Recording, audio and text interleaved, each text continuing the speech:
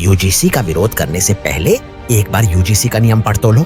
सबसे बड़ी अफवाह यही फैलाई जा रही है कि ये नियम जनरल कैटेगरी के बच्चों के खिलाफ है, जबकि सच ये है कि लोगों ने सिर्फ पोस्टर देखा है, पूरा नियम नहीं।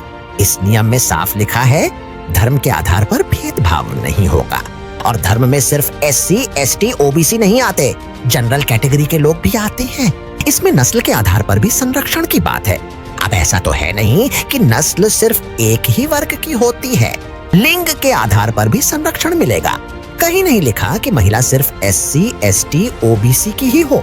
अगर महिला जनरल कैटेगरी की है तो उसे भी उतना ही संरक्षण मिलेगा।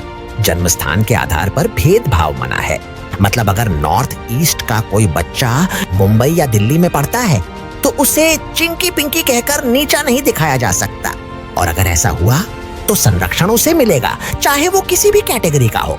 विकलांगों को भी संरक्षण मिलेगा, और विकलांग सिर्फ किसी एक वर्ग में नहीं होते। अब डर फैलाया जा रहा है कि जनरल कैटेगरी के बच्चों को झूठे केस में फंसाया जाएगा, लेकिन सच ये है कि किसी भी केस का फैसला एक व्यक्ति नहीं बल्कि 10 लोगों की समिति करेगी। 10 अलग अलग सोच, 10 अलग अलग नजरिए। ऐसा नहीं कि कोई एक झूठी कहानी बनाकर किसी बच्चे की जिंदगी बर्बाद कर दे। असल समस्या नियम नहीं है, असल समस्या है बिना पढ़े डर जाना और डर के आधार पर राय बना लेना।